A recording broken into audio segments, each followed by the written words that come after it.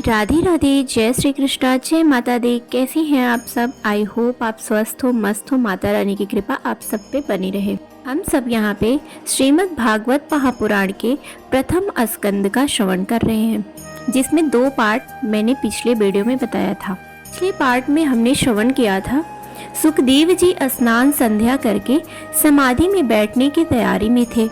जो भी समाधि में बैठ जाते और समाधि लग जाती तो वो यह श्लोक नहीं सुन पाते। अतः शिष्यों ने तुरंत गान का प्रारंभ किया। आगे कथा को श्रवण करते हैं। जय श्री कृष्णा।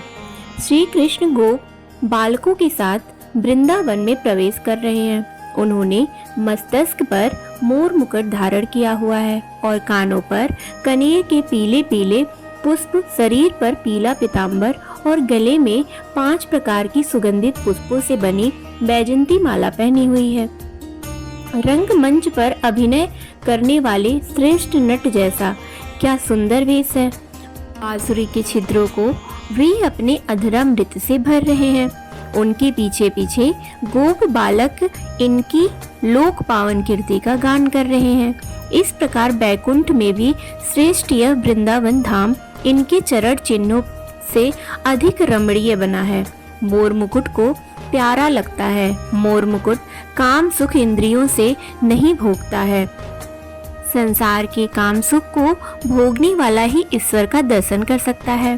प्रभु के साथ मैत्री करनी हो ता कामे के साथ मैत्री छोड़नी होगी। ज्ञानी ललाट में दृष्टि स्थिर करके वहां ब्रह्म का दर्शन करते हैं और वैष्णव हृदय में श्री कृष्ण का दर्शन करते हैं। सुखदेव जी ने श्लोक सुने। श्री कृष्ण का स्वरूप मनोहर लगा। सुखदेव जी को ध्यान में अति आनंद आता है। वह मेरे प्रभु। उन्होंने तुरंत निश्चय किया कि निराकार ब्रह्म का चिंतन नहीं करेंगे, अब सगुण साकार का चिंतन करेंगे। परंतु सोचा कि सगुण ब्रह्म की सेवा में सब वस्तुओं की अपेक्षा रहती है। कन्हैया तो मिश्री माखन मांगेगा, मैं तो यह कहाँ से लाऊंगा? मेरे पास तो कुछ भी नहीं है। मैं निर्गुण ब्रह्म का उपासक हूँ। मैंने तो लंगोटों को भी त्याग दिया है। यह कन्हैया तो बहुत मांगा करेगा, तो वह सब मैं कहाँ से लाऊंगा? यशोदा के घर में माखन क्या कम था? फिर भी कन्हैया कहता था, माँ मुझे घर का माखन अच्छा नहीं लगता, मुझे बाहर का माखन अच्छा लगता है। गोपियों के माखन में नहीं, गोपियों के प्रेम में मिठास थी, गोपियों के प्रेम में स्वाद था। यह कन्हैया तो मांग मांग कर प्रेम से भोग लगाता है। वह मुझे कहेगा कि तुम माखन लाओ, मिश्री लाओ, तो मैं सब कहाँ से लाऊंगा? इसलिए साकार ब्रह्म का चिंतन नहीं करूंगा, इस निर्गुण ब्रह्म का चिंतन करूंगा। निराकार ब्रह्म को कुछ देना नहीं पड़ता है, इसलिए मेरे लिए तो यही उत्तम है। किसी वस्तु की आवश्यकता नहीं है। किसी प्रकार सुखदेव विचार कर रहे हैं कि वहां व्यास जी के शिष्यों ने दूसरे श्लोक का गान किया और कहा, अहो आचार्य, आश्चर्य है कि दुष्ट पूतना ने स्तनों में विष भरकर जिनको मारने की इच्छा से ही दुग्ध पान कराया था, वह पूतना को भी उन्होंने ऐसी गति दी जो उसे किसी धाय को देनी चाहिए थी, अर्थात उसे सद्गति दी। भगवान श्री कृष्ण के सिवा ऐसा कौन दूसरा दयालु है कि जिसकी शरण ग्रहण करे, अर्थात उनसा दयालु कोई दूसरा नहीं है कि जिसकी शरण ग्रहण कर सके। पूतना स्तनों में विष लगाकर आई थी, ईश्वर के धाम में आई। वासना का विष मन में रखकर, हृदय में रखकर मनुष्य परमात्मा के सम्मुख जाता है, उसे परमात्मा का दर्शन नहीं होता। पूतना विष लगाकर तो आई, परंतु वह मातृ भावना लेकर आई थी। माता का काम किया था पूतना ने, इसलिए उसे यशोदा जैसी गति दी है। इस देने वाली पूतना को भी मेरे प्रभु ने सद्गति दी थी। मेरे प्रभु को माखन मिश्री की तो क्या ही किसी चीज की जरूरत नहीं है। वे केवल प्रेम चाहते हैं। प्रेम के वश अर्जुन रथ हाकियों भूल गए ठकुराई। प्रेम के वश करके अर्जुन ने महाभारत के युद्ध में अपना रथ चलवा लिया। वहाँ प्रभु अपनी ठकुराई भूल गए। पदार्थ से प्रसन्न हो वह जीव और प्रेम से प्रसन्न हो वह है ईश्वर। प्रेम करने योग्य एक परमात्मा ही तो है। ऐसे परम कृपालु को छोड़ मैं किसकी शरण में जाऊं?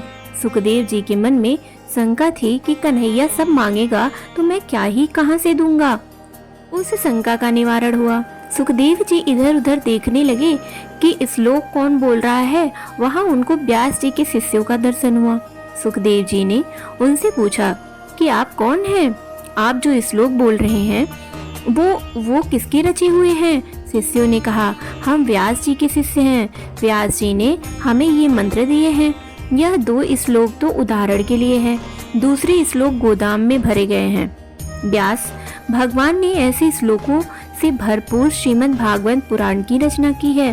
सुखदेव जी ने पूछा कि ऐसे कितने श्लोक उन्होंने बनाए हैं? शिष्यों ने कहा कि ऐसे 18,000 श्लोक उन्होंने बनाए हैं। आंखें खुली रहते भी इन श्लोकों से समाधि लगती है। आंखें बंद हो और समाधि लगे, यह बात आसान है, पर यह तो आंख खुली हो और समाधि लगे, ऐसी समाधि लगती थी। साधो सहज समाधि भली। सुखदेव जी ने सोचा कि व्यास जी मेरे पिता हैं, मैं उनका उत्तराधिकारी हूँ। मैं पिता के पास जाकर यह पुराण सुनूंगा। आज सुखदेव जी को भागवत शास्त्र पढ़ने की इच्छा हुई। कन्हैया की लीला सुनकर उनका चित्त आकर्षित हुआ। योगियों का ध्यान भी इस कृष्ण कथा से खींचता है। निर्ग्रंथ सुखदेव जी को भागवत शास्त्र सुनने की ओर अध्ययन करने की इच्छा हुई। भागवत के श्लोक सुनकर सुखदेव जी का चित्त आकर्षित हुआ। निर्गुण ब्रह्म का उपासक सगुण ब्रह्म के पीछे पागल हो रहा है। 12 साल के बाद आज सुखदेव जी व्यास के आश्रम में दौड़ते हुए आए हैं। सुखदेव जी ने व्यास जी को साष्टांग दंडवत प्रणाम किया। व्यास जी ने सुखदेव जी को छाती से लगाया, माथा चूमा। सुखदेव जी ने कहा, पिताजी ये श्लोक मुझे पढ़ाओ। सुखदेव जी कथा सुनते हैं और कृतार्थ होते हैं। व्यास जी ने सुखदेव जी को भागवत का अध्ययन कराया और इस प्रकार व्यास जी की चिंता का अंत आया कि भागवत पुराण शास्त्र का प्रचार कैसे होगा। इस ग्रंथ का सच्चा अधिकारी आत्मा राम है, कारण कि श्री कृष्ण सबकी आत्मा रूप है। विषया राम को इस ग्रंथ को सुनने की इच्छा ही नहीं होती है। सूत जी कहते हैं, सौनक जी आश्चर्य मत करो, भगवान के गुण ऐसे मधुर हैं कि सबको वह अपनी ओर खींच लेते हैं। फिर इनसे सुखदेव जी का मन आकर्षित हुआ। इसमें क्या नई बात है? जो ज्ञानी है, जिनकी अविद्या की गांठ खुल गई है और जो सदा आत्मा में ही रमण करते हैं, वह भी भगवान की हेतु रहित भक्ति करते हैं, क्योंकि भगवान के गुण ऐसे मधुर हैं कि सबको अपनी ओर खींच लेती हैं। भगवान की कथा मृत का पान करते भूख और प्यास की भी भूल जाते हैं। इसलिए तो 10वें स्कंद के पहले अध्याय में राजा परीक्षित भी कहते हैं कि पहले मुझे भूख और प्यास लगती थी, परंतु भगवान की कथामृत का पान करते करते अब मेरी भूख अदृश्य हो गई है, मेरा पानी भी छूट गया है। फिर भी मैं आपके मुख से निकलते श्री हरि कथा रूपी अमृत का पान कर यह दुस्सह भूख भी मुझे पीड़ा नहीं देती। भोजन भजन का साधन मात्र है, इसलिए भूख ना सताए इतना भोजन करना चाहिए। सूत जी वर्णन करते हैं। इसके बाद यह कथा सुखदेव जी ने राजा परीक्षित को सुनाई।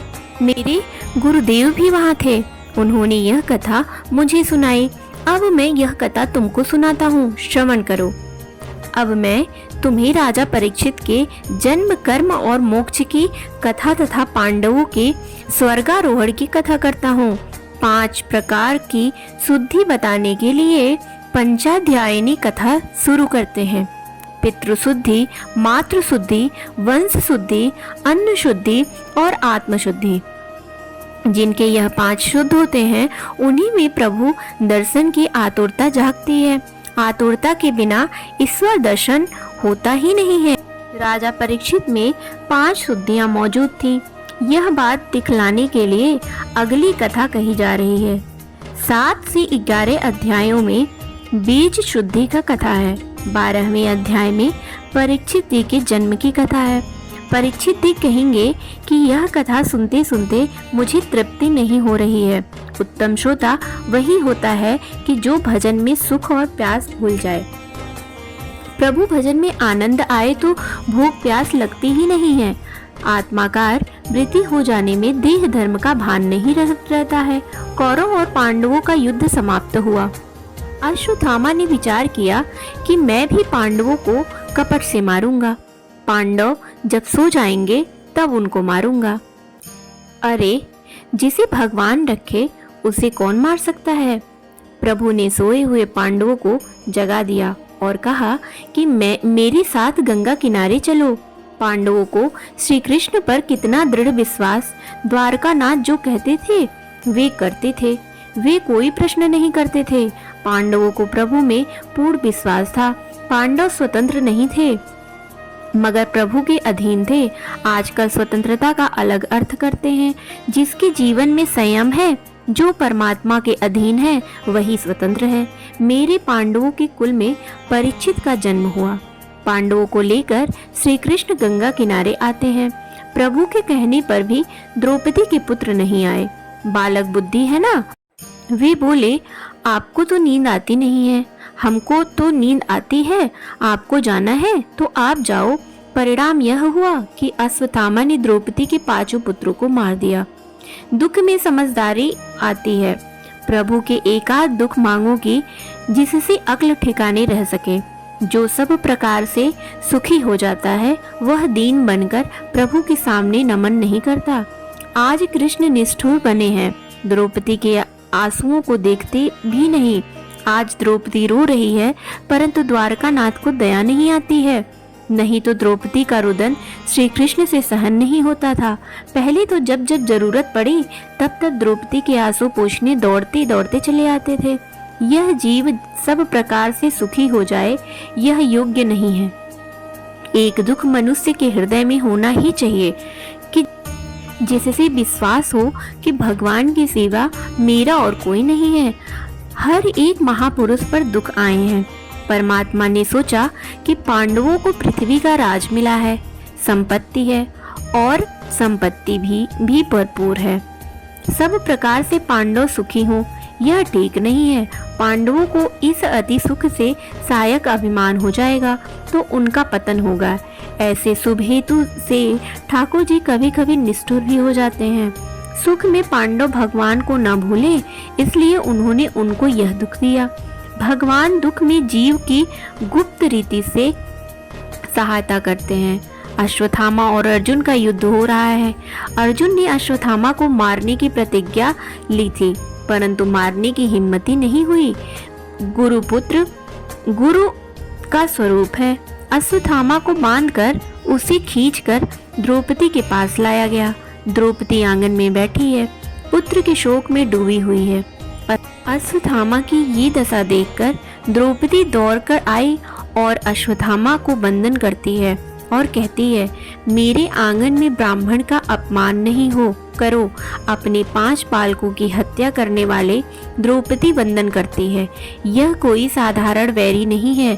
5 बालकों को मारने वाला आंगन में आया है, फिर भी यह ब्राह्मण है इसलिए प्रणाम करती है। आपका वैरी क्या आपके घर आंगन में आया हो तो क्या आप जय श्री कृष्ण कहेंगे। भागवत की कथा सुन सुनकर जीवन को सुधारो। वैर की शांति निर्वैर से होती है, प्रेम से होती है, वंदना से होती है। वही वैष्णव है कि जो वैर का बदला प्रेम से देता है। श्री कृष्ण का अर्थ यह है कि मुझे जो कुछ दिखता है वह सब कृष्णमय है। अश्वत्थामा सोचते हैं कि सचमुच द्रौपदी की वंदनीय है, मैं वंदनीय नहीं हूँ। अश्वत्थामा कहते हैं, द्रौपदी, लोग जो तुम्हारी प्रशंसा करते हैं वह बहुत कम है। तुम वैर का बदला प्रेम से देती हो। द्रौपदी के गुण से आज व्यास जी भी तन्मय बने हैं। द्रौपदी का उद्देश्यकर कहते हैं, वाश स्वभावा, कोमल स्वभाव वाली, सुंदर स्वभाव वाली, जिसका स्वभाव अति सुंदर हो वही श्री भगवान का प्यारा है। शरीर जिसका सुंदर हो वह ठाकुर जी को सर्वदा प्रिय नहीं लगता है, परंतु जिसका स्वभाव सुंदर है वह ठाकुर जी को सर्वदा प्रिय लगता है। स्वभाव सुंदर कब बनता है? अपकार का बदला भी उपकार से देंगे। तब द्रौपदी बोल उठी कि उनको छोड़ दो, उन्हें मारो नहीं, वे गुरु पुत्र हैं। जो विद्या गुरु द्रोणाचार्य ने अपने पुत्र को नहीं दी वह आपको दी है। क्या आप यह सब भूल गए हैं? ब्राह्मण परमात्मा का स्वरूप होता है। गाय लोली लंगड़ी बांझ हो तो भी वो गाय का शकुन मानते हैं, भैंस का शकुन कभी नहीं मानते। गाय और ब्राह्मण माननीय हैं। द्रौपदी तो दया का स्वरूप है। दया रूपी द्रौपदी के साथ जब तक हृदय शादी न करे तब तक श्री कृष्ण उसके सारथी नहीं बनते। अर्जुन जीवात्मा गुड़ाकेश और श्री कृष्ण हर्षिकेश हैं। यह जोड़ी तो इस शरीर रूपी रथ में बैठी है। इंद्रिय रूपी घोड़ों का रथ प्रभु को सौंपेंगे तो कल्याण होगा। इंद्रियों के स्वामी श्री कृष्ण हैं, हृषिकेश हैं, युधिष्ठिर यही धर्म है, भीम यही बल है, सहदेव नकुल यही बुद्धि और ज्ञान है। इन 4 गुणों वाला जीव यह अर्जुन है। ये गुण कब शोभायान होते हैं कि जब द्रौपदी दया उनकी पत्नी बनती है। जीव दया द्रौपदी के साथ विवाह करता है। तभी द्रौपदी कब कैसे मिले? जब धर्म को बड़ा माने तभी।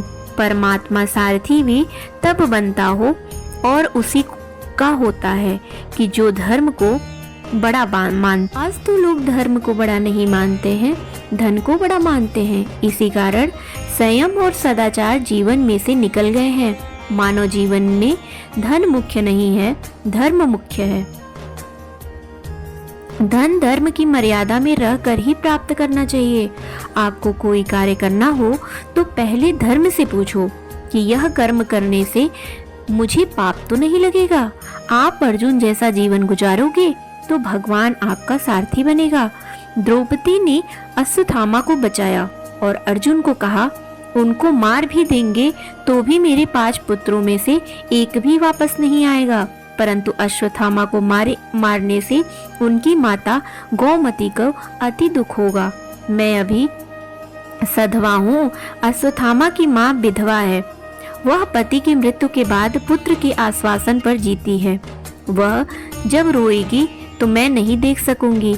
किसी का आशीर्वाद नहीं लो तो कुछ नहीं, मगर किसी की ठंडी सांस नहीं लेनी चाहिए। कोई ठंडी सांस दे ऐसा कोई कर्म नहीं करना चाहिए। जगत में दूसरों को रुलाना नहीं, आप रो लेना। रोने से पाप जलता है। रोने से एक दिन परमात्मा सुनता है, कृपा करता है। रोने से सुखी हुआ जा सकता है। भीम अर्जुन से कहते हैं ऐसी बालक हत्यारे पर भी दया होती है क्या? तुम्हारी प्रतिज्ञा कहाँ गई? द्रौपदी बार बार कहती है मारना नहीं। अब अर्जुन सोच में पड़ गए कि श्री कृष्ण ने आज्ञा दी थी कि द्रौपदी जो कह रही है बराबर है। द्रौपदी के दिल में दया है। भीमसेन जी कहते हैं कि मनुस्मृति में कहा गया है आतताई को मारने में पाप नहीं, धर्म प्रमाण से भी आतताई को अश्वत्थामा को मारने में पाप नहीं। श्री कृष्ण ने भी मनुस्मृति को मान्य रखकर उत्तर देते हैं कि ब्राह्मण का अपमान यह भी उसकी मृत्यु के बराबर है। अतः अश्वत्थामा को मारने की जरूरत नहीं है, उसका अपमान करके निकाल दो। अश्वत्थामा का मस्तक नहीं काटा, परंतु उसके माथे पर जन्म सिद्ध मणि भी थी, वह निकाल ले। अश्वत्थामा तेजहीन हो गए और अब भीमसेन ने भी सोचा कि अब उसको मारने से क्या बाकी रह गया है। अपमान तो मरण से भी विशेष है। अपमान प्रति क्षण मारने के बराबर होता है। अश्वत्थामा ने सोचा इससे तो मुझे मार ही दिए होते तो भी अच्छा था। सुखदेव जी सावधान करते हैं कि हे राजन, अश्वत्थामा ने सोचा कि पांडवों ने मेरा अपमान किया है, मैं इसका बदला लूंगा, अपना पराक्रम दिखाऊंगा। उत्तरा के पेट में गर्भ है और वह पांडवों का उत्तराधिकारी है। उसका नाश होने पर पांडवों के वंश का नाश होगा। यह सोचकर उसने उस गर्भ पर ब्रह्म शास्त्र छोड़ा। उत्तरा व्याकुल हुई। हरि स्मरण हरि आश्रय लेते हैं तो भगवान मार्ग दिखाते हैं। ईश्वर स्मरण बार बार किया जाए तो भाव शुद्ध होते हैं। ब्रह्म शास्त्र उत्तरा के शरीर को जलाने लगा। उत्तरा दौड़ी हुई श्री कृष्ण के पास आई। श्री कृष्ण उत्तरा के गर्भ में जाकर परीक्षित का रक्षण करते हैं। जीव सबके गर्भ में कौन रक्षा करता है? जीव मात्र का रक्षण गर्भ में ईश्वर करता है। बाहर आने पर भी जीव मात्र की रक्षा भगवान ही करता है। जीव मात्र परीक्षित जैसे हैं, भगवान उत्तरा के गर्भ वाले परीक्षित का रक्षण करते हैं। उतना ही नहीं, वे तो जीव मात्र का रक्षण करते हैं। गर्भ में तो जीवात्मा हाथ जोड़कर भगवान को सतत नमन करता है और बाहर आने के बाद दोनों हाथ छूट जाने के से उसका नमन भी छूट जाता है। प्रभु को वह भूल जाता है। गर्भावस्था में जीव की रक्षा परमात्मा करता है, बाल्यावस्था में भी जीव की रक्षा परमात्मा ही करता है। यह तो युवा अवस्था में मानव होश भूलता है और अकड़ कर चलता है और कहता है कि मैं धर्म को नहीं मानता, ईश्वर को नहीं मानता। द्रौपदी ने उत्तरा को सीख दी थी कि जीवन में दुख का प्रसंग आने पर ठाकुर जी के चरणों का आश्रय लेना। दुख के प्रसंग से समय श्री कृष्ण की शरण में जाना। कन्हैया दयामयी है, वह तेरी अवश्य ही सहायता करेगा। अपने दुख की कथा द्वारका नाथ के सिवा अन्य किसी से कभी मत कहना। उत्तरा ने देखा था कि अपनी सास जी जो रोज द्वारका नाथ को रिझाती हैं, बालक जल्द अनुकरण करता है। उसने सामने अपने पाप मत करो। उत्तरा रक्षा के लिए पांडवों के पास नहीं किंतु परमात्मा के पास गई। माता के पेट में ही परीक्षित की परमात्मा ने दर्शन हुए, अतः वे उत्तम श्रोता हैं। भगवान किसी के गर्भ में नहीं जाते। परमात्मा की लीला अप्राकृत है। देवकी के पेट में प्रभु गए नहीं थे। देवकी को भ्रांति कराया था कि वे पेट में गए हैं, किंतु आज जरूरत आ पड़ी थी। आज भक्त की रक्षा करनी थी, सो परमात्मा ने गर्भ में जाकर रक्षा की थी। परम आश्चर्य हुआ है। श्री कृष्ण ने सुदर्शन चक्र से ब्रह्मास्त्र का निवारण किया। परीक्षित की रक्षा करने के बाद वे द्वारिका पधारने को तैयार हुए। कुंती मर्यादा भक्ति है, साधन भक्ति है, यशोदा पुष्टि भक्ति है। यशोदा का सारा व्यवहार भक्ति रूप था। प्रेम लक्षणा भक्ति में व्यवहार और भक्ति में भेद नहीं था। वैष्णव की सारी क्रियाएं भक्ति ही बन जाती हैं। प्रथम मर्यादा भक्ति आती है, उसके बाद में पुष्टि भक्ति। मर्यादा भक्ति साधन है, सो वह आरंभ में आता है।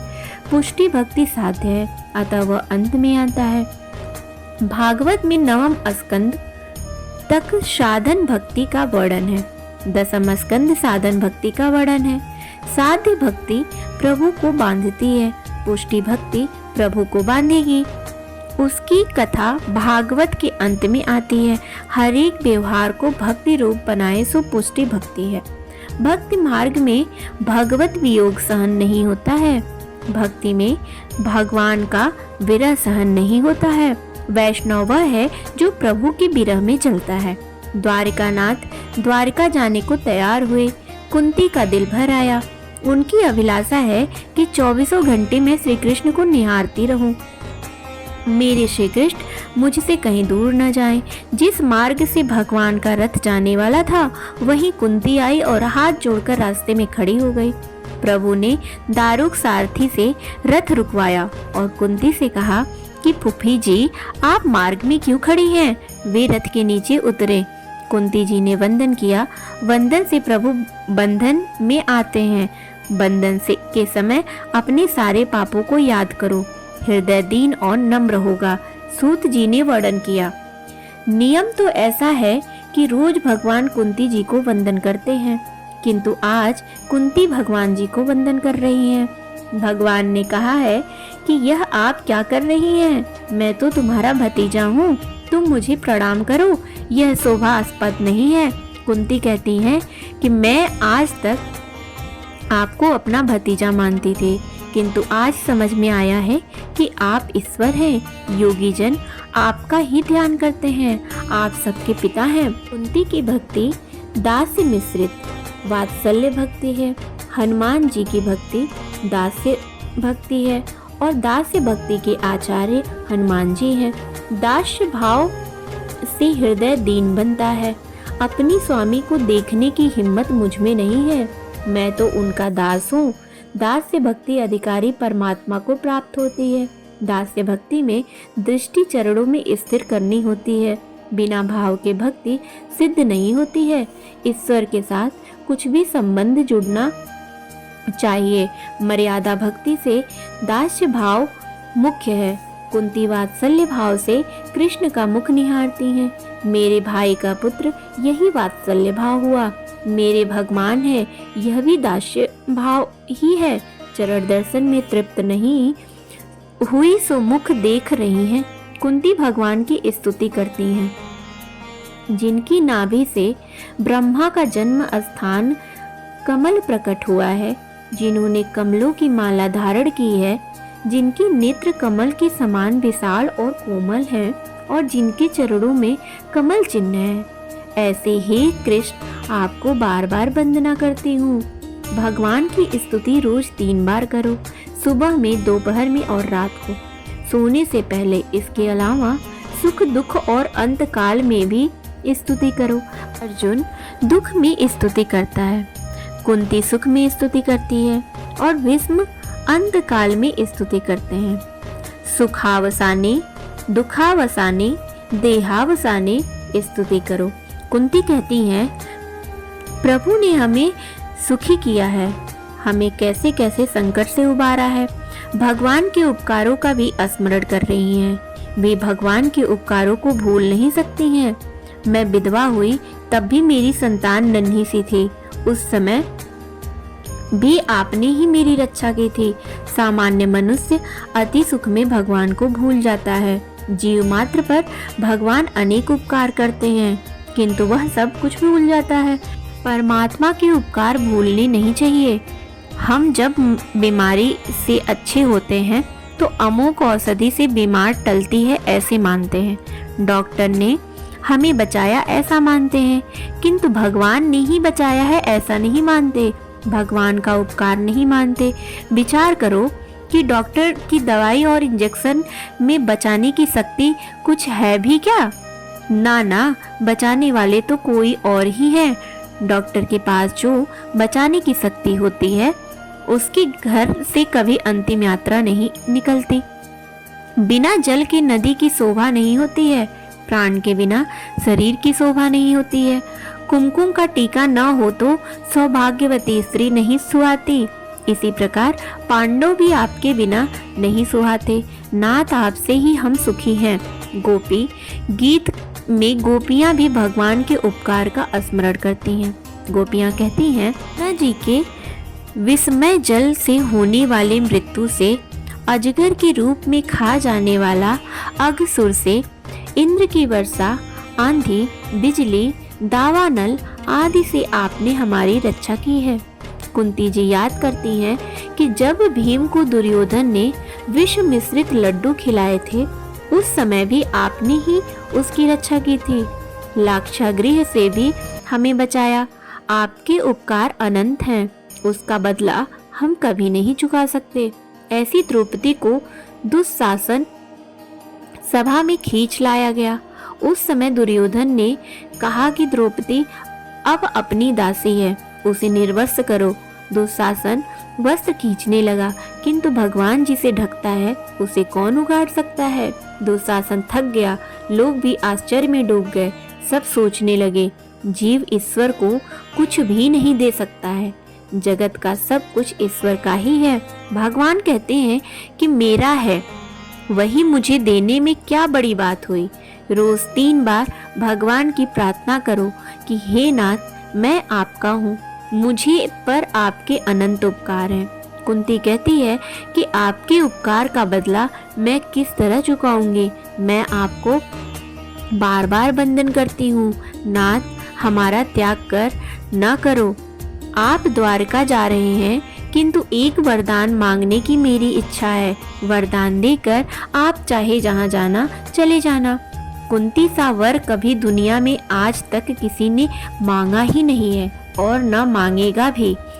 हे जगत गुरु, हमारे जीवन में प्रति क्षण विपदा आती रहे, क्योंकि विपदा अवस्था में ही निश्चित रूप से आपके दर्शन होते हैं और आपके होने पर जन्म मृत्यु के फेरे टल जाते हैं। दुख में भी मनुष्य को सयापान आता है। दुख में ही प्रभु के पास जाने का मन होता है, विपत्ति में ही उसका स्मरण होता है। सो विपत्ति ही सच्ची संपत्ति है। मनुष्य में प्रभु के बिना चैन नहीं आता है, क्योंकि वह भक्ति रस और को समझता ही नहीं है। कुंती मांगती है कि बड़ी भारी विपत्तियां आती रहें, ऐसा वरदान दीजिए। श्री कृष्ण कहते हैं, यह क्या मांगती हो तुम? आपकी बुद्धि चकरा तो नहीं रही है?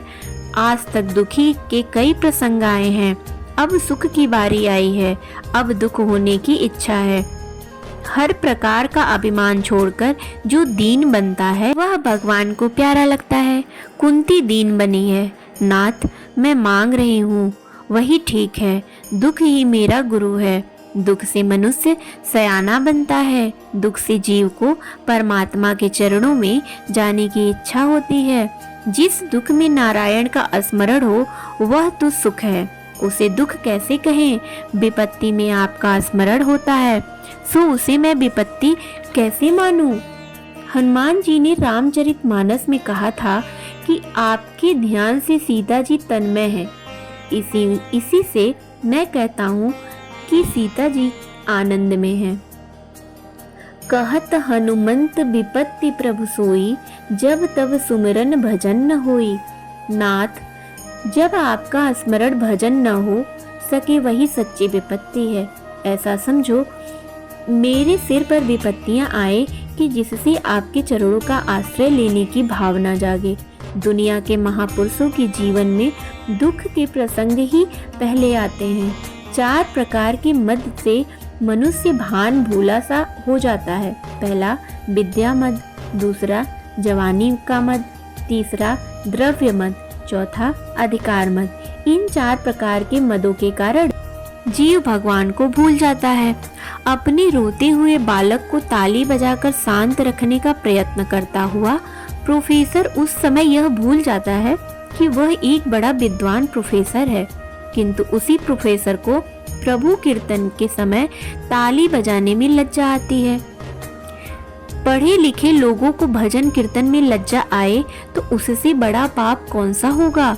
भगवान ने कहा है कि 4 प्रकार के मद से जीव उत्तम बनता है और मेरा अपमान करता है। ऐसी मद वालों की जीव को कीर्तन के समय पाप पकड़े रहता है। पाप उससे कहता है कि तू बोलेगा तो मुझे बाहर निकलना पड़ेगा। महाभारत में कहा गया है कि हर प्रकार के रोग मद के कारण ही होते हैं, अतः दीन होकर प्रार्थना करो। तुम्हारे जन्म के कई प्रयोजन बताए जाते हैं, किंतु मुझे लगता है कि दुष्टों का विनाश करना ही प्रधान कार्य नहीं है। अपने भक्तों को प्रेम का दान करने के लिए आप आए हैं। कुंती बनकर स्तुति करो। मुझसे सुखदेव जी ने कहा कि कंस के त्रास के कारण मैं गोकुल नहीं जा सका। तुम गोकुल में जाकर कन्हैया का दर्शन करना। जब आप गोकुल में बाल लीला कर रहे थे उस समय मैं आपके दर्शन के लिए आई थी। आपका बाल स्वरूप भुलाए नहीं भूलता। उस समय यशोदा ने आपको बांधा था, उसकी झांकी मैं आज तक नहीं भूली।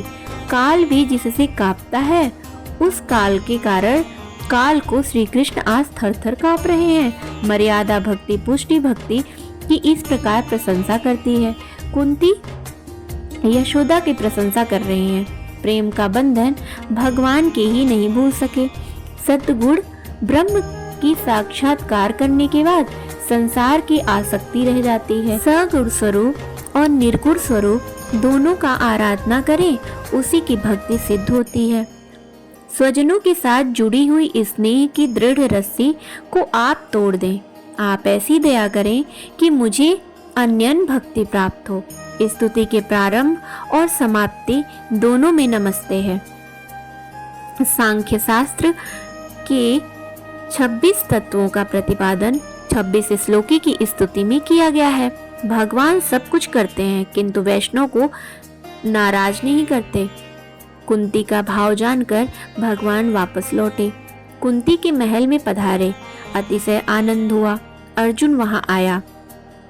वह अपनी माता से कहता है कि भगवान मेरे सखा हैं, अतः मेरे लिए ही वे वापस लौटे हैं। कुंती कहती हैं, रास्ता रोककर मैंने विनती की, इसलिए वो वापस आए हैं। द्रौपदी कहती हैं कि कृष्ण की उंगली कट गई थी तो मैंने अपनी साड़ी चीरकर पट्टी बांधी थी, इसलिए वो वापस आए हैं। सुभद्रा कहती हैं कि तुम्हारी भांति मुंह बोली नहीं किंतु सगी बहन हूँ, अतः वे वापस आए हैं, मुझे मिलने आए हैं।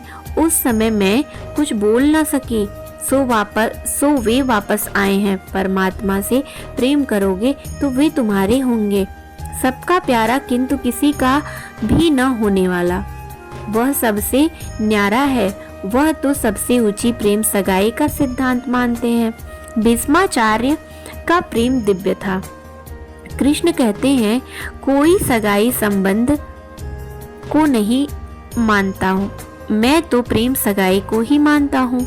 मैं तो अपने भीष्म के लिए वापस आया हूँ। मेरा भीष्म मुझे याद कर रहा है, पुकार रहा है। भीष्म पितामह उस समय बाणशय्या पर सोए हुए हैं। उनका मरण सुधारने के लिए भगवान वापस आए हैं।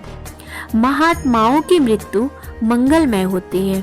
संतों का जन्म अपनी तरह सामान्य ही होता है, अतः संतों की जन्म तिथि पर उत्सव नहीं मनाया जाता, किंतु संतों की मृत्यु मंगलमय होती है, पुण्यमय होती है, अतः उनकी पुण्यतिथि मृत्यु तिथि मनाई जाती है। भीष्म पितामह की मृत्यु किस प्रकार होगी, उसे देखने के लिए बड़े बड़े संत और ऋषि मुनि वहां पधारे हैं।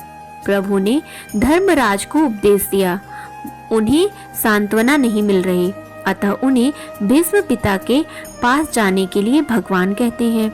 बाणगंगा के किनारे जहाँ भीष्म सोए हैं उस स्थान पर सब आए।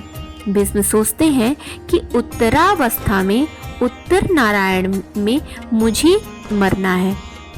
भीष्म पितामह ने काल से कहा, मैं तेरा नौकर नहीं हूँ, मैं तो अपने श्री कृष्ण का सेवक हूँ। भीष्म द्वारका नाथ का ध्यान करते हैं। मुझे भगवान ने वचन दिया है कि अंतिम समय में मैं अवश्य आऊंगा, किंतु वे तो मैं उनके दर्शन करता हुआ प्राण त्याग करूं ऐसा सोचते हैं। उसी समय धर्मराज वहां आते हैं। धर्मराज से भीष्म कहते हैं, श्री कृष्ण तो साक्षात परमात्मा है, वे तेरा निमित्त करके मेरे लिए आए हैं, मेरी मृत्यु सुधारने आए हैं। भगवान को भीष्म ने वचनबद्ध किया था। कौरव पांडव युद्ध के समय दुर्योधन भीष्म पितामह से कहते हैं, दादाजी 8 दिन तो हो गए, फिर भी आप किसी पांडव को मार न सके, आप ठीक तरह से लड़ते ही नहीं हैं। भीष्म आवेश में आ गए और आवेशावस्था में ही उन्होंने दुर्योधन से कहा कि रात को 12 बजे जब मैं ध्यान में बैठूंगा तो अपनी रानी को आशीर्वाद लेने के लिए भेजना, मैं अखंड सौभाग्य का वरदान दूंगा। श्री कृष्ण को यह जानकर चिंता हुई। दुर्योधन की पत्नी भानुमति से भी मिले और उससे कहा कि दादाजी तो घर के ही तो हैं, उनसे मिलने के लिए आज जाने की जल्दी क्या है, कल जाना। उनके दर्शन के लिए भानुमति मान गई और न गई। महात्मा कहते हैं, उसी समय कृष्ण ने द्रौपदी को जगाया। एक स्वरूप से द्रौपदी को लेकर वे भीष्म पितामह के पास गए और दूसरे स्वरूप से वे द्रौपदी बनकर अर्जुन की शैया पर सो रहे थे। श्री कृष्ण रूप रहित होते हुए भी अनेक रूपों वाले हैं। भीष्म पितामह ध्यान कर रहे हैं। आज द्वारकाधीश का स्वरूप दिखता नहीं है, किंतु काली कमली हाथ में दीपक आदि स्वरूप वाले भगवान दिखते हैं। आज द्रौपदी के रक्षक बनकर भगवान आए हैं। द्वारपाल ने उनको रोका, कोई भी पुरुष अंदर जा न सके ऐसी आज्ञा थी। द्रौपदी ने अंदर जाकर प्रणाम किया। दुर्योधन की पत्नी भानुमति ही आई है ऐसा मानकर भीष्म पितामह ने आशीर्वाद दिया, अखंड सौभाग्यवती भव। द्रौपदी ने पूछा, दादाजी आपका आशीर्वाद सच होगा? भीष्म ने पूछा कि देवी तू कौन है? द्रौपदी ने उत्तर दिया, मैं पांडव पत्नी द्रौपदी हूँ। भीष्म पितामह ने कहा कि मैंने तो तुझे आशीर्वाद दिए हैं तो सच ही होंगे। पांडवों को मारने की प्रतिज्ञा मैंने आवेशवश ही की है, सच्चे हृदय से नहीं की है। तुझे सच्चे हृदय से आशीर्वाद दिया हूँ, वे सच ही होंगे, किंतु तू यह तो बता कि तू अकेली यहाँ कैसे आई? तुझे द्वारिकानाथ के सिवा और कौन लाया होगा? भीष्म पितामह दौड़ते हुए बाहर आए। श्री कृष्ण को उन्होंने कहा, आज तो मैं आपका ध्यान करता हूँ, किंतु अंतकाल में आपका स्मरण न जाने रहेगा या नहीं। प्रयाण के समय वात पित्त आदि के प्रकोप से गला रूंध जाएगा, तो वैसे समय में आपका स्मरण कैसे होगा? सो अंत समय में मेरी लाज रखने को पधारिएगा। अंतकाल में भयंकर स्थिति होगी, उस समय मुझे लेने के लिए आइएगा। उस समय श्री कृष्ण ने भीष्म पितामह को वचन दिया था, मैं अवश्य आऊंगा। उनको दिए गए वचन का पालन करने द्वारकानाथ पधारे थे। प्रभु से रोज प्रार्थना करो कि मेरी मृत्यु के समय जरूर आना। शरीर ठीक से तो ध्यान पर जप हो सकता है, अंतकाल में दुख से देहानुसंधान होता है, जिससे परमात्मा का ध्यान करना कठिन है। भीष्म पिता श्री कृष्ण की स्तुति करते हैं, नाथ कृपा करो, जैसे खड़े हैं वैसे ही रहना। कृष्ण सोचते हैं कि मुझे बैठने के लिए भी नहीं कहा। पुंडलीक की सेवा मुझे याद आती है। राम ने प्रेम से एक बार पुंडलीक को उलाहना दिया था कि मेरे विट्ठलनाथ तेरे द्वार पर आए, तूने उनकी कदर नहीं की। मेरे प्रभु, तो तूने आसन भी नहीं दिया। रोज रोज प्रभु से प्रार्थना करो, मेरी मृत्यु को सुधारने के लिए आना। शरीर में जब शक्ति है तो खूब भक्ति करो और प्रभु को मनाओ। श्री कृष्ण कहते हैं, दादाजी, इन धर्मराज को लगता है कि मैंने ही सबको मारा है, मेरे कारण ही सबका सर्वनाश हुआ है। उन्हें शांति मिले ऐसा उपदेश आप करें। भीष्म पितामह कहते हैं, रुकिए, धर्मराज की शंका का निवारण मैं बाद में करूंगा। मेरी एक शंका का समाधान पहले करें, मेरे एक प्रश्न का पहले उत्तर दें। मेरा जीवन निष्पाप है, मेरा मन पवित्र है, मेरा तन भी पवित्र है, मेरी इंद्रियां भी शुद्ध हैं। मैं उनसे यह बात कह रहा हूँ जो मन में बातें भी जानते हैं। भीष्म कहते हैं, मैंने पाप किया ही नहीं है, तो फिर भी मुझे यह दंड क्यों मिल रहा है? मुझे बाढ़ सैया पर क्यों सोना पड़ा है? मुझे अतिशय वेदना क्यों होती है? मैं निष्पाप हूँ, फिर भी मुझे क्यों सजा मिल रही है?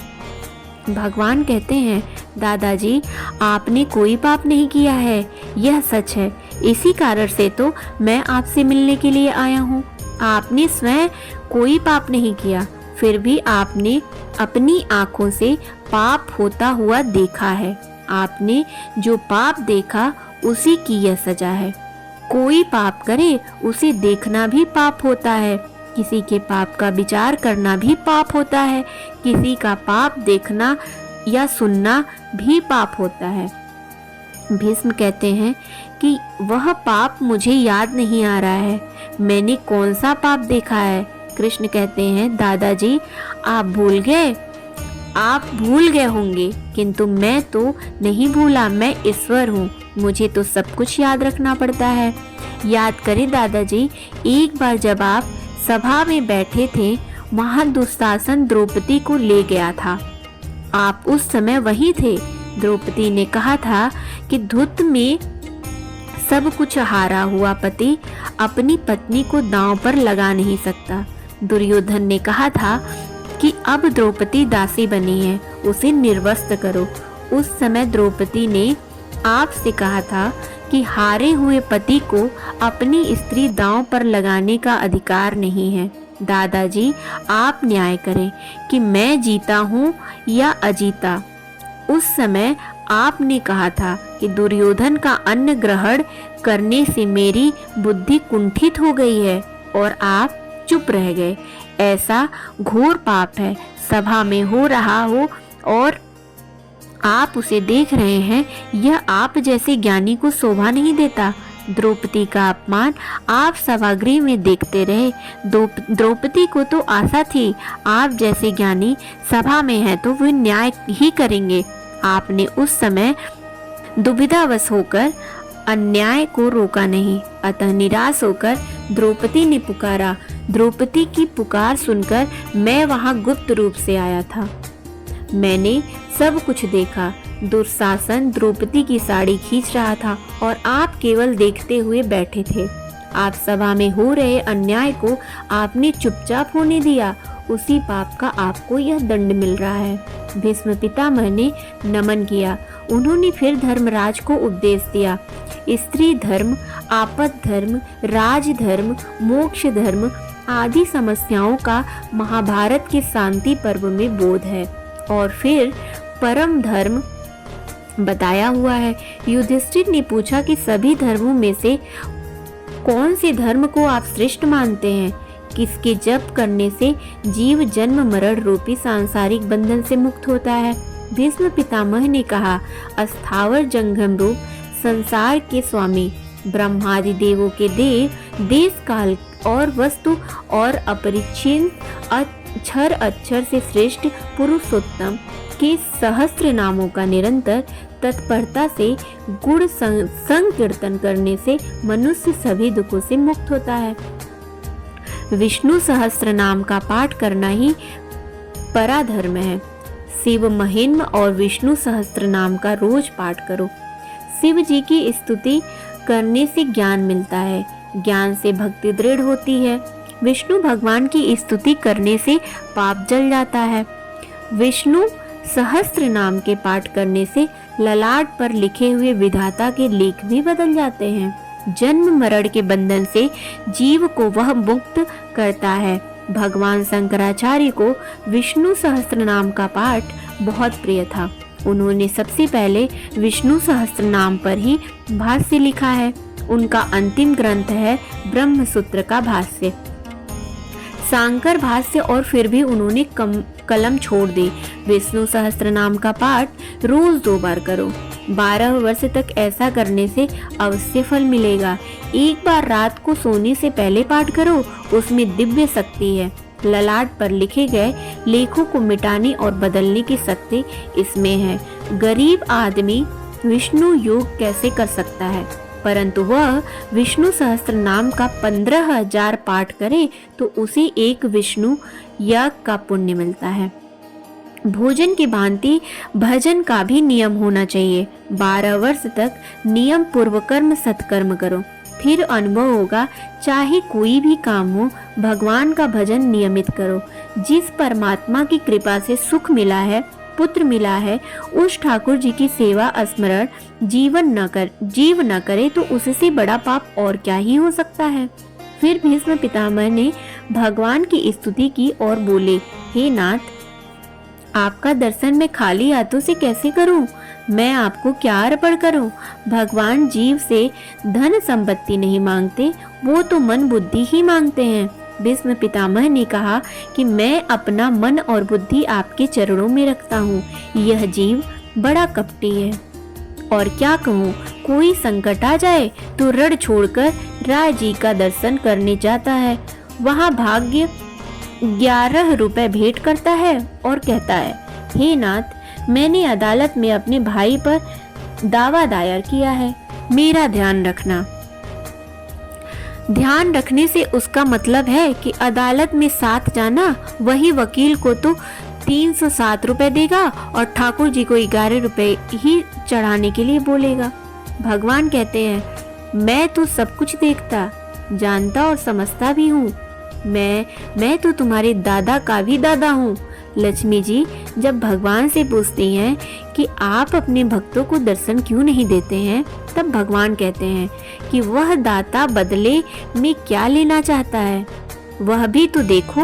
भगवान को तुम अपना मन, अपनी बुद्धि, अपना हृदय अर्पित करो।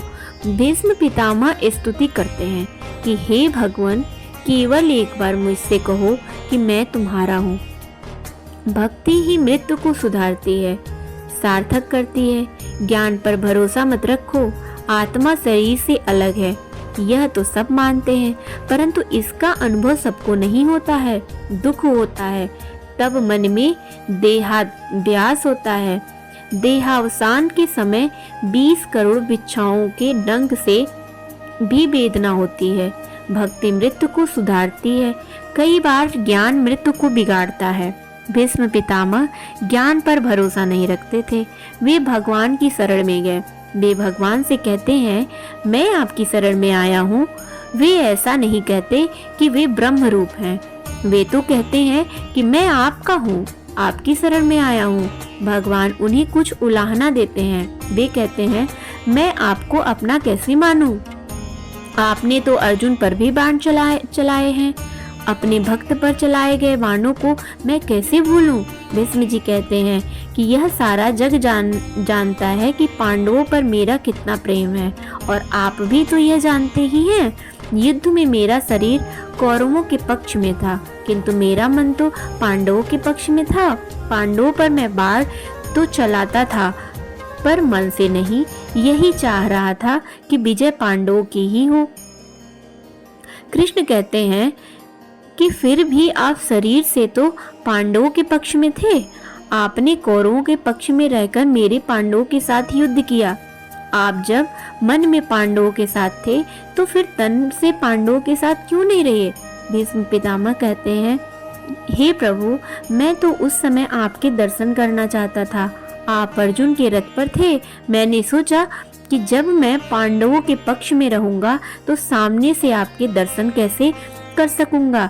आपका सतत दर्शन रहने के लिए मुझे पांडवों के विरुद्ध कौरवों के पक्ष में जा मिला। पांडवों के पक्ष से लड़ता तो आपके दर्शन में अच्छी तरह नहीं कर पाता। भीष्म जी स्तुति करते हैं, जिसका शरीर त्रिभुवन सुंदर और नील कमल जैसा है, नील वर्ण है, जिसके तन वर सूर्य किरण सा श्रेष्ठ पीतांबर शोभित है, और मुख पर कमल के समान उलझी हुई लटें बिखरती हुई हैं। ऐसे अर्जुन सखा श्री कृष्ण में मेरी निष्कपट प्रीति हो। पार्थ सखे रति मर्मास्तु, ऐसे स्वरूपवान पार्थ सारथी को रोज अपने सम्मुख रखो। इंद्रियों के घोड़ों को भगवान को सौंप दो। शरीर रथ है, इंद्रियां घोड़े हैं। अपनी निष्काम बुद्धि और मन आपको अर्पित करता हूँ। मन को तो केवल भगवान को ही देने की वस्तु है। फिर भी जगत में कोई स्त्री को मन देता है तो कोई पुरुष को। भगवान तो कहते हैं, तुम अपना धन आदि नहीं, किंतु मन ही मुझे दो। भगवान कृष्ण सोचने लगे कि वयोवृद्ध पितामह बहुत समझदार हैं, कितना मीठा बोलते हैं। यह जीव जब ठाकुर जी को कुछ अर्पण करता है तो उन्हें बड़ा संकोच होता है। भगवान आगे सोचते हैं कि युद्ध के समय भीष्म पितामह की विलक्षण मूर्ति मुझे याद आती है। उनके मुख पर बिखरी लटें, घोड़ों के पांव में उड़ती हुई धूल से मटमैली हो रही थी, और मुख पर पसीने की छोटी छोटी बूंदें झलक रही थी। सुंदर कवचधारी कृष्ण के प्रति मेरा शरीर, अंतःकरण और आत्म समर्पित हो जाए। प्रभु से प्रार्थना करो कि मेरे शरीर रथ पर आप विराजे। मेरे शरीर रथ पर द्वारिकाधीश विराजते हैं, ऐसा भाव मन में करो। ऐसे इंद्रिय रूपी घोड़े अंकुश में न रहें तो प्रभु उनको तुम अंकुशित कर देना। मैंने धुरा आपके हाथ में रख दी है। मेरी इंद्रियों को वश में रखना। मेरा रथ सकुशलता पार कर दो। प्रभु की शरण ग्रहण करने वाले का ही मरण सुधरता है। हे नाथ, जगत में आपने मेरी प्रतिष्ठा कितनी बढ़ा दी, मुझे कितना सम्मान दिया। मेरी प्रतिज्ञा रखने के लिए आपने अपनी प्रतिज्ञा छोड़ दी। श्री कृष्ण ने महाभारत के युद्ध में कोई भी अस्त्र शस्त्र धारण न करने की प्रतिज्ञा की थी। भीष्म ने कहा कि मैं तो गंगा पुत्र हूँ, मैं तो ऐसा युद्ध करूंगा कि कृष्ण का अस्त्र शस्त्र धारण करने ही पड़ेंगे। मैंने उनसे हथियार चलवा कर ही रहूंगा। भीष्म ने बाणों से अर्जुन मलित हो गया, फिर भी वे बाण वर्षा करते रहे। कृष्ण ने सोचा कि यदि भीष्म बाण चलाते रहेंगे तो मेरे अर्जुन की मृत्यु हो जाएगी, महा अनर्थ होगा, मेरी प्रतिज्ञा चाहे टूट जाए। भगवान रथ से कूद पड़े। सिंह की भांति दहाड़ते हुए वह रथ चक्र लेकर भीष्म की ओर दौड़ पड़े। भीष्म ने उसी समय कृष्ण को नमस्कार किया और भगवान का जय जयकार किया। भक्तों की प्रतिज्ञा पूरी करने के लिए भगवान अपनी प्रतिज्ञा को तोड़ देते हैं। ठाकुर जी की यह भी एक लीला है। भगवान भक्तों को पूरा पूरा सम्मान करते हैं। वे मानते हैं चाहे मेरी पराजय हो पर भक्तों पर विजय होनी ही चाहिए। भीष्म कहते हैं कि मेरी और कृष्ण दोनों की प्रतिज्ञा पूरी हुई। उस समय भगवान के दो रूप मैं एक साथ देख रहा था। एक स्वरूप रथ पर विराजित था और दूसरा रथ से कूदकर चक्र लेकर दौड़ रहा था। अर्जुन मूर्छित होने से रथ को कहीं गड्ढे में न गिरा दे ऐसा सोचकर भगवान का एक स्वरूप रथ संभालता था और उस रूप ने तो कोई भी शस्त्र धारण नहीं किया था। भीष्म अर्थात भयंकर। भयंकर कौन है? मन ही भयंकर है। अतः भीष्म का अर्थ है मन। अर्जुन जीवात्मा है। मन आवेश युक्त होने पर संकल्प विकल्प बहुत करता है। मन ही संकल्प विकल्प के बाणों की बौछार करता है। अतः जीव रूपी अर्जुन घायल होता है और मूर्छित हो जाता है। ईश्वर जब मन को मारने लगता है तभी वह अंकुशित होता है। भगवान मन को सुदर्शन चक्र से मारने जाते हैं तब वही मन शांत होता है। जीवात्मा जब परमात्मा की शरण में जाता है तो मन को वे शांत करते हैं। मन संकल्प विकल्प करना छोड़ दे तो यह मन आत्म रूप में तादाकार हो जाता है। तभी जीवन को भी शांति मिलती है। जो स्तुति भीष्म जी ने की थी वह अनुपम है। वह स्तुति कंठस्थ करने योग्य है। इसे वे भीष्म स्तवराज स्रोत भी कहते हैं। इसके बाद भीष्म ने उत्तरायण में देह को छोड़ दिया। भीष्माचार्य भगत स्वरूप में तादाकार हो गए। वे कृतार्थ हो गए। उत्तरायण में मृत्यु का अर्थ है ज्ञान की अथवा भक्ति में उत्तरायण में परिपक्व दशा में मृत्यु। कई पापी लोग भी वैसे तो उत्तरायण काल में मरते हैं फिर भी उनको सतगति नहीं मिलती है और कई योगी जन दक्षिणायन में मरते हैं फिर भी उनको दुर्गति नहीं होती है। दक्षिण दिशा में यमपुरी है, नरकलोक है। नरकलोक का अर्थ है अंधकार। जिन्हें परमात्मा के स्वरूप का ज्ञान नहीं है, जिन्होंने परमात्मा का अनुभव नहीं किया है और वैसे ही मर जाते हैं, उनकी मृत्यु दक्षिणायन कहलाती है। संतों का जन्म तो हमारी ही भांति साधारण होता है किंतु उनकी मृत्यु मंगलमयी होती है। भीष्म महाज्ञानी थे फिर भी प्रभु प्रेम में तन्मय होकर मरे थे। यह बात हमें बतलाती है कि भक्ति ही श्रेष्ठ है। साधन भक्ति करते करते ही साध्य भक्ति सिद्ध होती है। जिसकी मृत्यु के समय देवगण बाजे बजाते हैं उनकी मृत्यु ही कृतार्थ मानी जाती है। भीष्म के प्रयाण के समय देवों ने ऐसे ही किया था। ऐसे काम जग में करो कि मानव जीवन की अंतिम परीक्षा उसकी मृत्यु ही है। जिसका जीवन सुंदर होगा उसकी मृत्यु भी मंगलमयी होगी। जिसका मरण बिगड़ा उसका जीवन भी व्यर्थ रहा। मरण तब सुधरता है जब मानव प्रत्येक क्षण को सुधारता चलता है। जिसको समय के मूल का भान होता है, विगत संपत्ति फिर प्राप्त हो सकती है किंतु विगत समय फिर भी कभी नहीं मिलता। प्रत्येक क्षण का जो सदुपयोग करता है उसी की मृत्यु मांगलिक होती है। कड़ कड़ का सदुपयोग करो और क्षण क्षण का भी। एक भी क्षण का दुरुपयोग ना करो। कड़ का जो दुरुपयोग करता है वह दरिद्र बनता है और क्षण को व्यर्थ खर्च करने वाला जीवन को बिगाड़ता है। प्रतिदिन संयम को बढ़ाओ। प्रतिपल जो ईश्वर का स्मरण करता है उसकी मृत्यु भी सुधरती है। भीष्म आजीवन संयमी रहे थे। संयम बढ़ाकर प्रभु के सतत स्मरण की आदत होने से मरण सुधरेगा। जीवन का अंतकाल बड़ा कठिन है। उस समय प्रभु का स्मरण करना आसान नहीं है। समस्त जीवन जिसकी लगन में बीता होगा वही अंतकाल में उसे याद आएगा। ईश्वर तब तक कृपा नहीं करते हैं जब तक कि मनुष्य स्वयं को प्रयत्न न करे। सारा जीवन भगवान के स्मरण में बीते और कदाचित वह व्यक्ति अंतकाल में भगवान को भूल जाए तो भी भगवान उसे याद करेंगे। सत्कर्म कभी व्यर्थ नहीं होता है। भक्त मुझे भूले तो भी मैं उसको नहीं भूलता, ऐसा भगवान ने कहा है। भीष्म पितामह की मृत्यु को उजागर करने के लिए द्वारिकाधीश पधारे थे। भीष्म पितामह ने महाज्ञान का विश्वास न किया और उन्होंने प्रभु की शरण ली। भीष्म पितामह की मृत्यु से युधिष्ठिर को दुख तो हुआ, किंतु उनकी सद्गति से उनको आनंद भी हुआ। धर्मराज राज सिंहासन पर बैठे हस्तिनापुर का शासन करने लगे। उनके राज्य में अकाल नहीं है, न तो अतिवृष्टि होती है और न ही अनावृष्टि। धर्मराज के राज्य में न तो कोई भूखा है और न ही कोई बीमार है। धर्म की मर्यादा का पालन करने वाला कभी भी दुखी या बीमार नहीं होता है।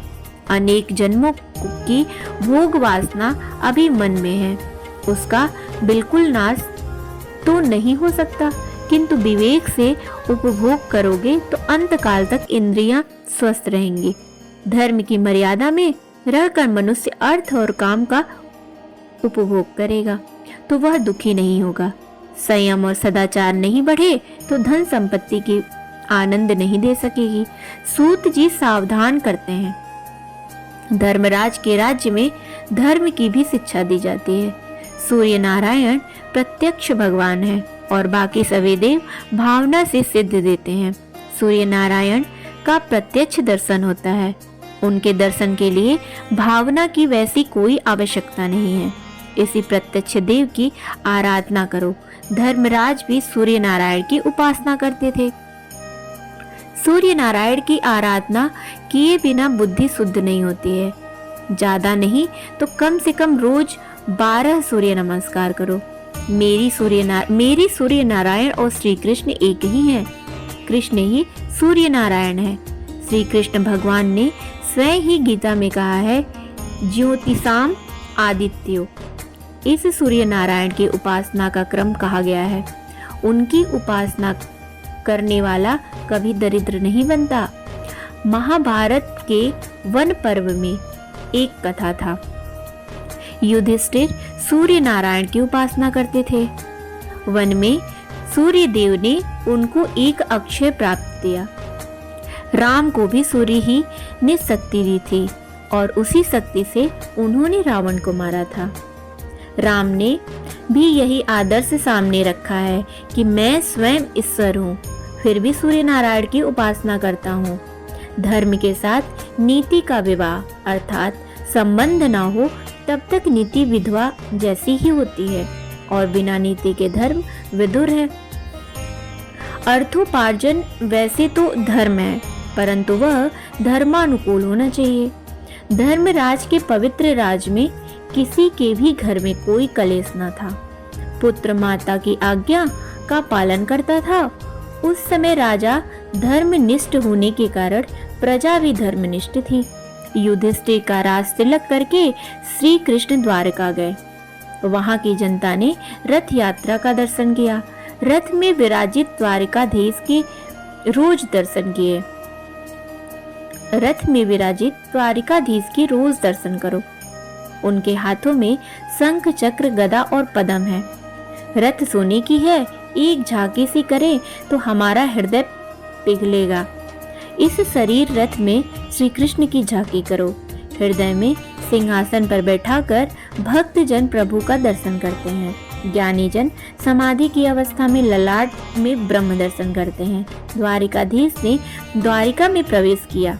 नगर जन कहते हैं कि आपकी कृपा से वैसे तो सब ठीक था, एकमात्र दुख यही था कि आपका दर्शन नहीं कर सकते थे।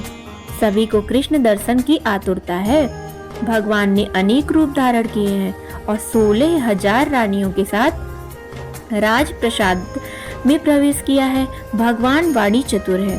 सभी रानियों से कहते हैं कि मैं तेरे ही घर में पहले आया। दूसरे दिन रानियों के बीच में प्रेम कला हुआ।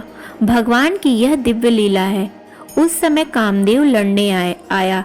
रासलीला के में कामदेव पराजित हुआ था। फिर भी उसे मन में असंतोष रह गया था कि उस समय तो कृष्ण बालक ही थे, उस समय मैं हारा था। वह कोई अचरज की बात नहीं थी। कामदेव ने श्री कृष्ण से कहा, जब सुंदर युवतियां आपकी सेवा कर रही हूँ उसी समय मुझे झगड़ा करना है।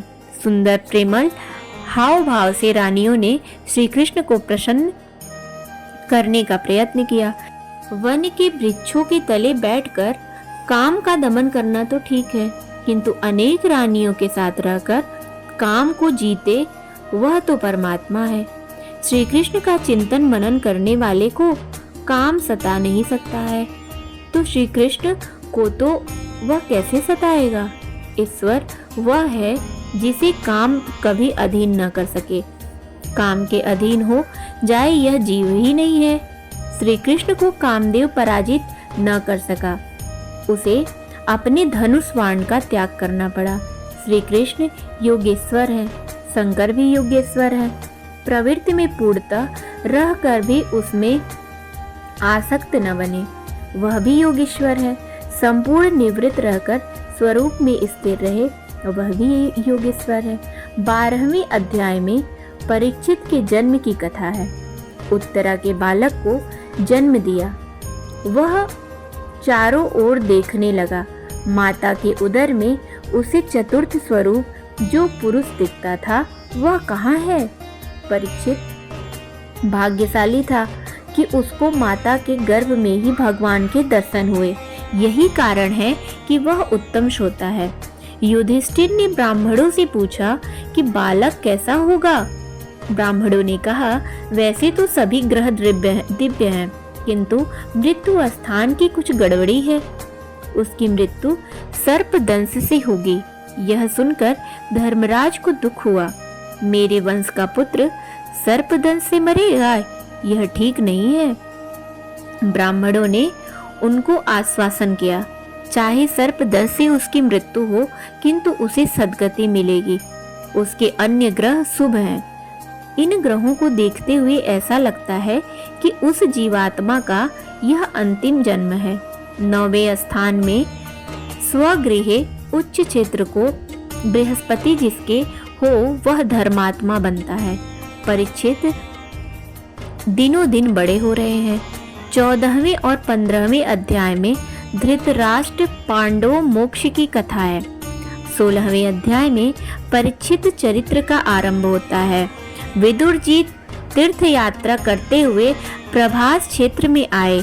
उन्हें खबर हुई कि सभी कौरवों का विनाश हुआ है और धर्मराज राज सिंहासन पर बैठे हैं। केवल मेरा भाई धृतराष्ट्र ही धर्मराज के यहाँ मुट्ठी भर खाने के लिए रह गया है। विदुर जी आए। धर्मराज ने उनका स्वागत किया। विदुर जी सम्मान मांगने नहीं आए थे, उन्होंने बंधु को बंधन मुक्त कराने के लिए आए थे। उन्होंने 36 वर्षों तक तीर्थ यात्रा की। संत तीर्थों को पावन करते हैं।